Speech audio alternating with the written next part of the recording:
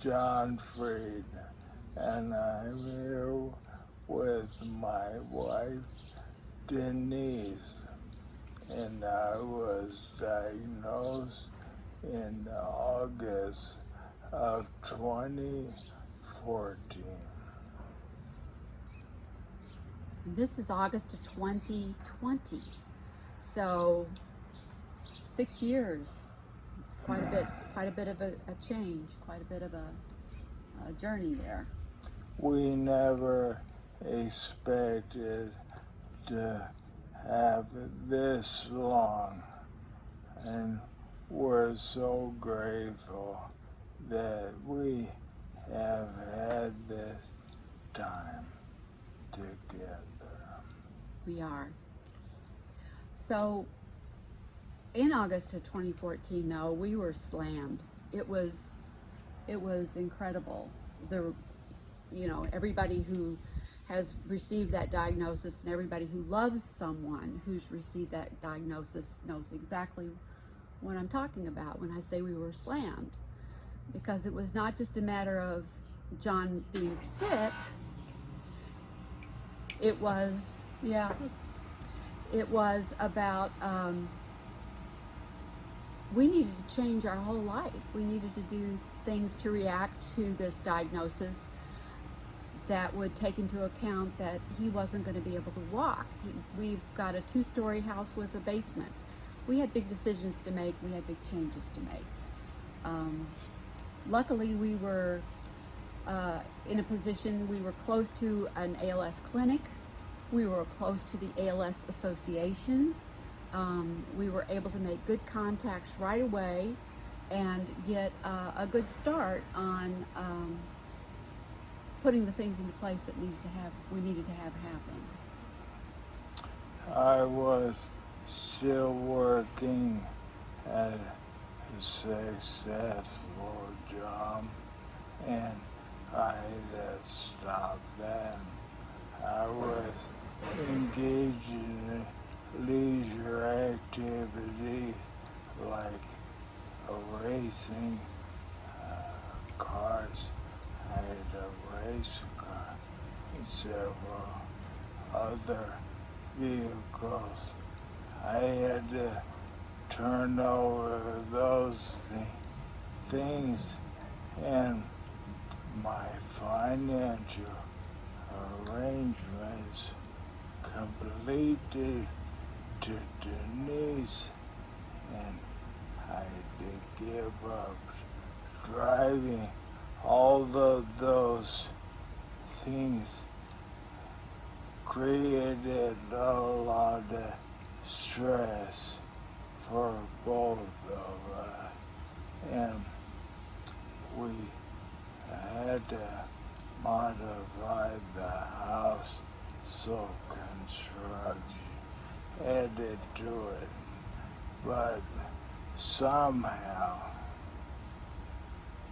we didn't kill each other. Not yet.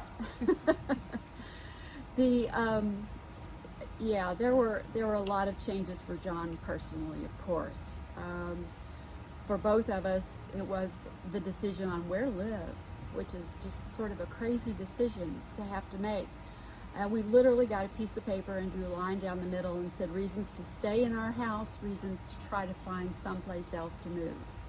And it came down to staying in our house.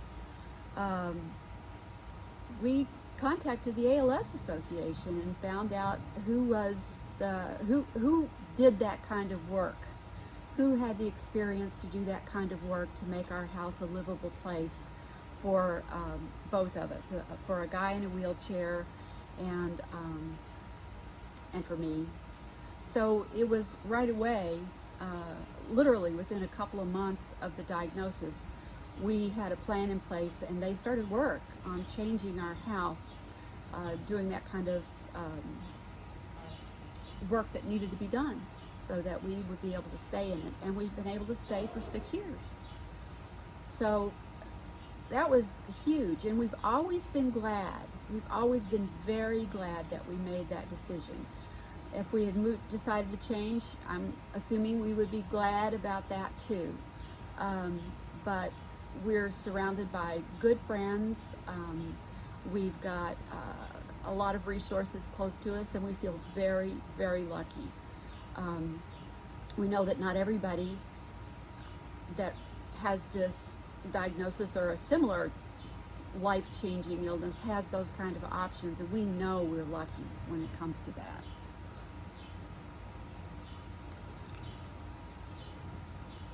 So one of the first things that we did after the diagnosis was we're not from Wisconsin. We went on a tour to family around the country, and I don't know if that's not something other people have to do. You have to somehow let people know. So we started catching airplanes and hitting the road to tell the people that we loved the situation. So that was hard. It was difficult, but it was also good. You know, there's that opportunity for everybody to say how much they love each other. So, you know, we had that sort of a thing happen without it being, people said what they felt right away. It wasn't you get down to the last minute and you go, oh yes, and by the way, I love you. You know, it was right away, and we get lots of support from that family, even though they're far away. Luckily, we have developed quite a circle of friends who are very supportive here, and we have some children who are still in the neighborhood, so that's good too.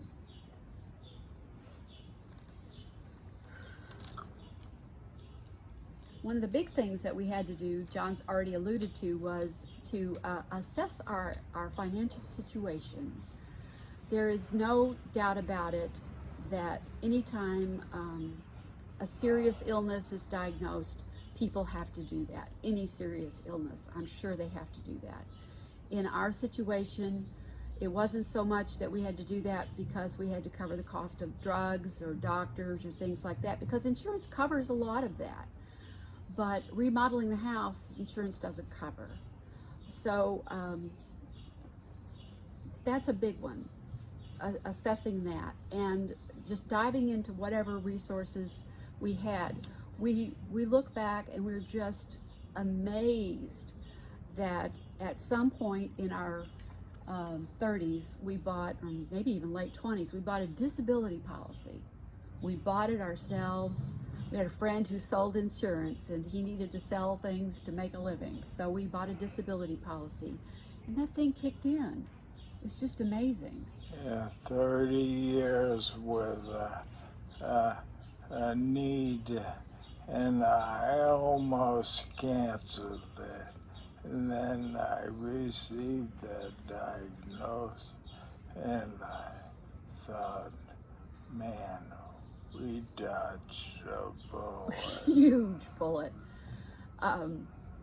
We also received really excellent support, and I know people aren't going to believe this, but from the Social Security Administration. Yeah. They worked to help us figure out the disability options, and were really, really helpful. I know it's sort of normal to diss the government, but this is one that really, really worked out well for us.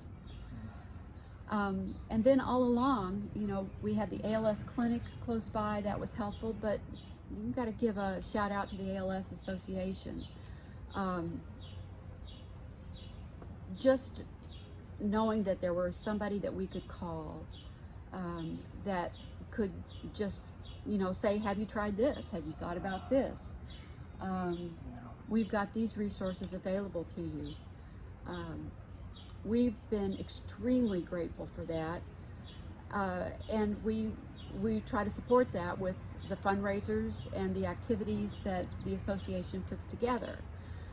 We enjoy the fundraisers. The annual walk, we're very sorry that it's not in the format that it's usually in, but we know that the format for this year will have to work in a pandemic.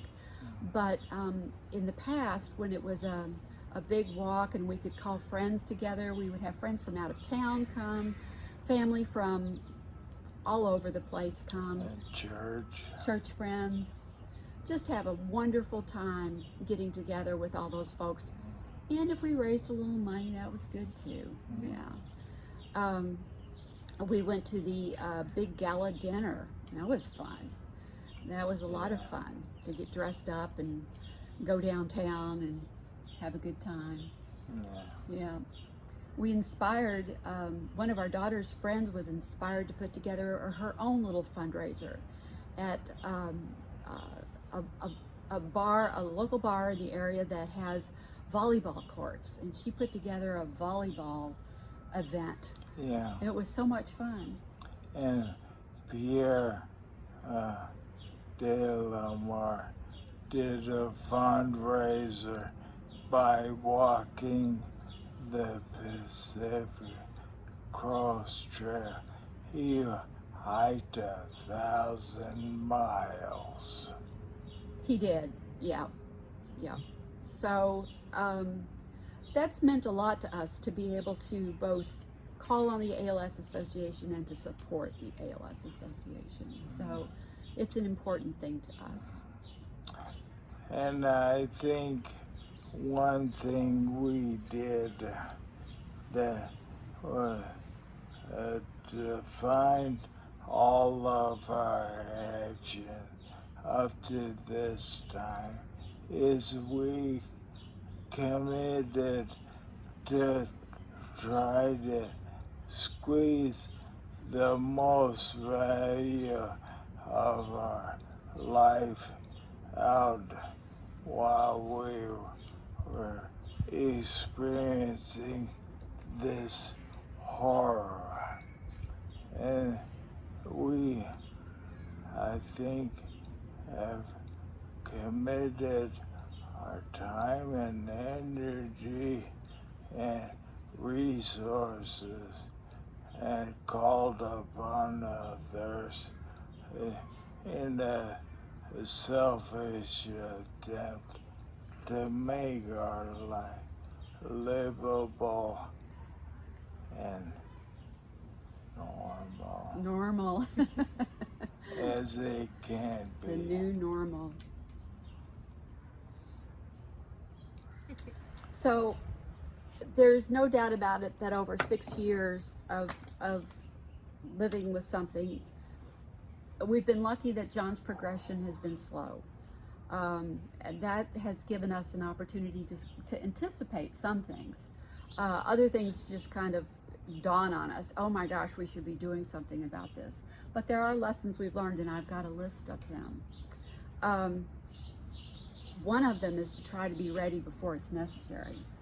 We started really working on getting this motorized chair well before the insurance was going to approve it.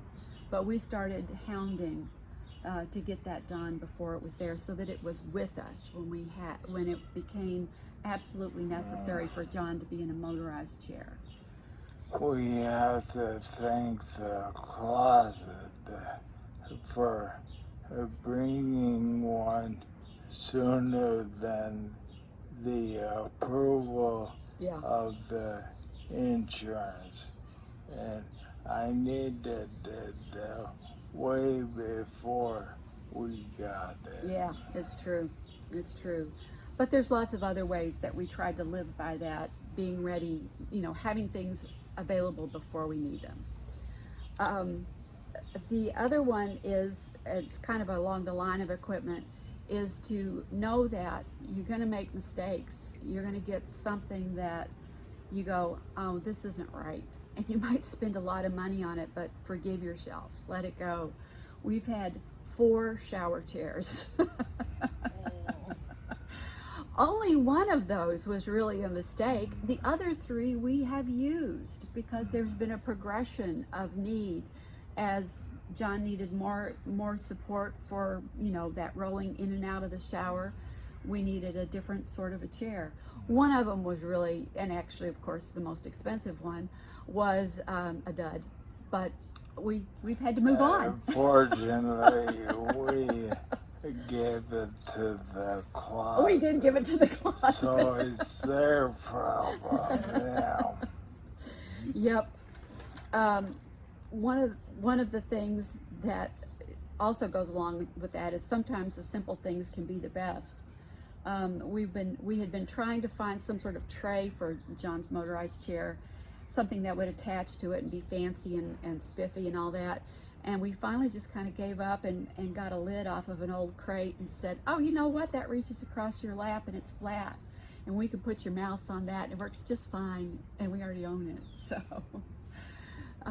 So trying things that are already available helps you learn a little bit more about, either it works out just fine or you learn a little more about what you actually are looking for, what you really do need by trying things you already have. I think John already said that we should accept help. And that's a big one. That's kind of tough. It's tough to take when you're grown-ups and you think, oh, I can take care of myself. But there's times when you really, really need to accept help. And, you know, especially right after the diagnosis, because it was like, I don't think I can cook. And somebody would bring supper over without us even saying anything. Supper would just show up. So, you know, it's accept those things and be grateful for them. The other thing is that for a long time, people would ask me if we had any help, and I would say, no, we're fine. We're taking care of stuff. But then I realized that we did hire people to help us. And having somebody to come by and clean the house was an enormous help. If you can at all afford those things that don't seem to be specifically related to the condition, you may not realize how much that's really, really helping you, because it frees you up to address the things that are related to taking care of John, taking care of your loved one personally. So that was a big one. The other one, another lesson that we learned is to go outside. It's just kind of go outside. For a while, we made sure we went outside every day, and this is even in the middle of winter in Wisconsin. We would go outside every day, and that's kept us in touch with neighbors. It's helped us to meet new people, new friends. It's just been important for our mental health, I would say, don't you think? I think it keeps me in touch with the rhythms of the year. Yeah. But when you're with those people and, you know, talking with the neighbors, be honest with them. We've had really well-meaning people invite us to do things, and we finally learned that we should just say, we should just explain. We really can't do that. We really can't go out to eat anymore. It's too difficult. We would love to see you in your backyard, just for, you know, we'll say a glass of soda. But to just be honest with people and let them know. You don't have to burden them. Just give them the picture of what's really going on with you, so they can react, so they can respond to you in their best way, because they'll do it. They will do it. I've always, you know, we sometimes talk about what it was like for people who, Lou Gehrig, you know, who had ALS in a time when there was no internet, when there was really no telephone system that was all that wonderful. You know, the fact that we've got computers and big fancy TVs and telephones and text messages and Zoom get-togethers is just amazing in keeping us connected with the world and up to date on what our friends and family are going on, what's going on with ALS, what's going on just in the world. So we're grateful for that, and that's a lesson that we've learned that we should be grateful for and take advantage of as much as possible. Sort of an aside, we have learned that it's kind of back to the equipment thing. We've learned that acquiring equipment, probably already alluded to this some, is not as easy as running to the store and buying a new bicycle.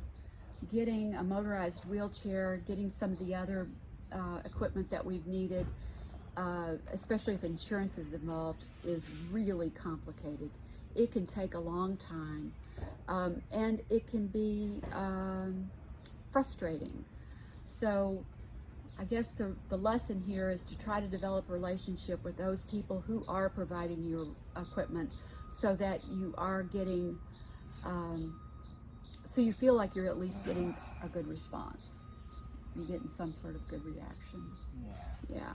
The most surprising thing to me is that the doctor in France who developed the neuroscience 106 years ago discovered ALS, and we don't have anything of value to combat this awful condition. What the hell? There you go.